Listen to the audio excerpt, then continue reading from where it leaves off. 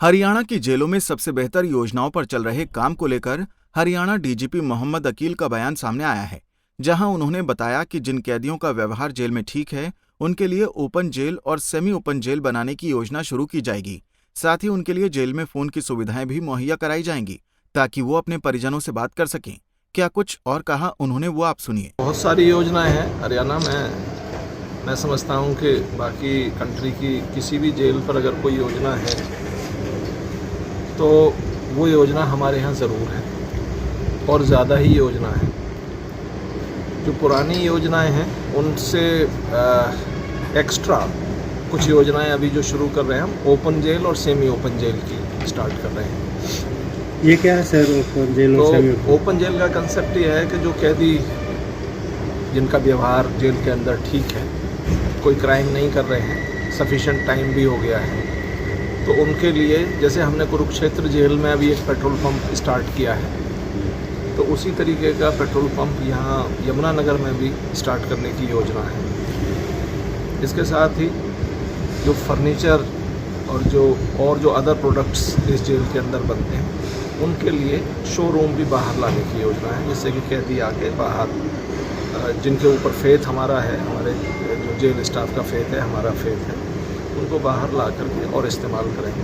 Purpose basically जो है वो ये है कि कैदी एक मेन स्ट्रीम में समाज के में आ जाए और रिफॉर्म हो जाए, ठीक हो जाए। जहाँ तक पुराने वेलफेयर की बातें हैं, जो वेलफेयर की चीज़ें हैं, आपको मैं बता दूं कि up to 10 minutes per day कोई भी कैदी जेल से अपने जो फैमिली मेम्बर्स को कॉल कर सकता है। और ये जो कॉल है ये national audio call, national video call, international audio call और इंटरनेशनल वीडियो कॉल कोई भी हो सकती है।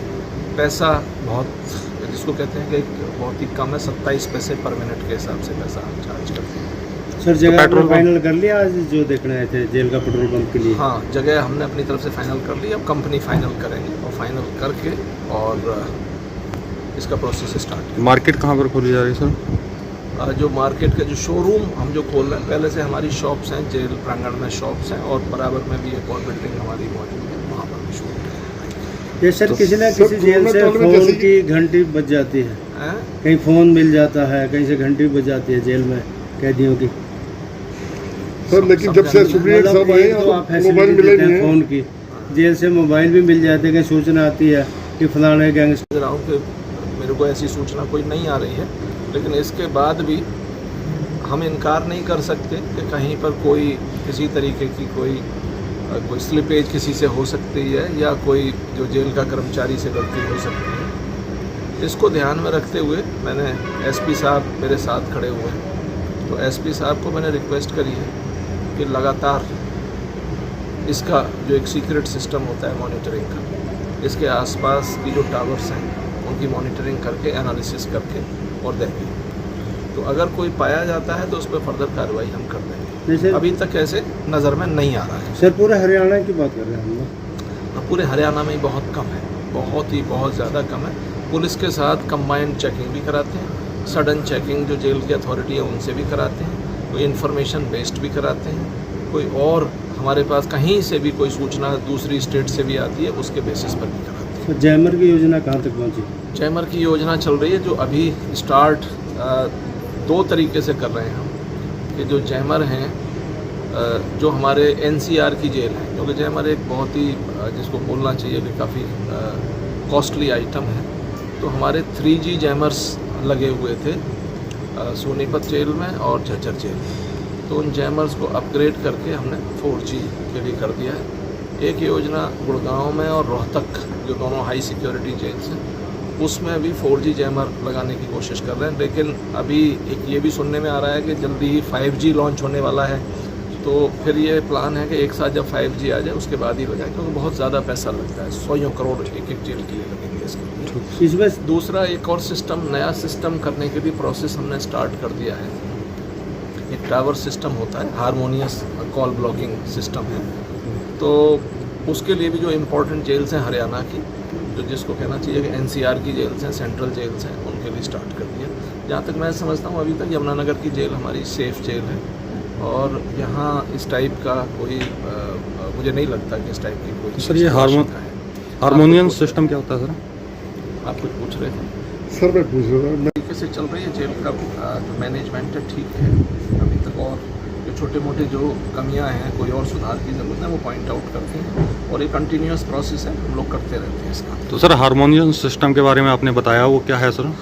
बस इतना ही आपके लिए जान लेना काफ़ी है। एक हारमोनियस कॉल ब्लॉकिंग सिस्टम है, तो उसको लगा रहे हैं, उससे जो पॉसिबिलिटी जो कॉल की बहुत कम हो जाती है। सर ये ऑक्यूपेशनल हैजार्ड है। अगर कोई जेल में कर्मचारी भर्ती हुआ है तो सुरक्षा करेगा, अपनी भी करेगा, समाज की भी करेगा, कैदियों की भी करेगा। अगर कोई नहीं कर पाता तो उसे कह देंगे कि घर जाइए आप, यहाँ आपकी ज़रूरत नहीं है। ऐसा तो हो नहीं सकता कि मैं जो सुरक्षा के लिए मैंने भर्ती की है उन्हीं की सुरक्षा के लिए मैं आदमी पे आदमी लगाई जाऊँगा, फिर तो there is no end to it. अब हरियाणा की जेलों से कैदी अपने परिजनों से राष्ट्रीय और अंतर्राष्ट्रीय फोन कॉल कर सकेंगे। जिन कैदियों का व्यवहार अच्छा होगा वही कैदी इस योजना का लाभ ले सकेंगे। बता दें कि हरियाणा के डीजीपी जेल मोहम्मद अकील शनिवार को यमुनानगर की जिला कारागार का दौरा करने पहुंचे थे। इस दौरान उन्होंने पेट्रोल पंप के लिए जेल में जगह का निरीक्षण किया और बताया कि जहां जेल परिसर में गेट के पास मार्केट बनाई गई है, वहां कैदियों द्वारा तैयार किए जा रहे सामान की मार्केट खोलने की योजना बनाई जा रही है, जहां कैदी ही अपने द्वारा बनाए गए सामान को बेचेंगे और पेट्रोल पंप पर भी कैदी ही काम करेंगे। साथ ही उन्होंने बताया कि जेलों में मोबाइल फोन मिलने की घटनाओं पर लगाम लगाने के लिए हारमोनियस सिस्टम भी लगाए जा रहे हैं। प्रदेश भर की जेलों में मोबाइल मिलने के मामले काफी कम हो चुके हैं। बता दें कि जेलों में मोबाइल मिलने के मामलों को लेकर कई बार जेल प्रशासन पर सवाल उठते रहे हैं। सबसे ज्यादा गुरुग्राम की भोंडसी जेल ऐसे मामलों को लेकर सुर्खियों में रही है, लेकिन अब जेल के बड़े अधिकारी दावा कर रहे हैं कि जेलों को हाईजैक किया जा रहा है, जिससे ऐसे मामलों पर लगाम कसी जा रही है। यमुनानगर से सुमित ओबरॉय, पंजाब केसरी टीवी।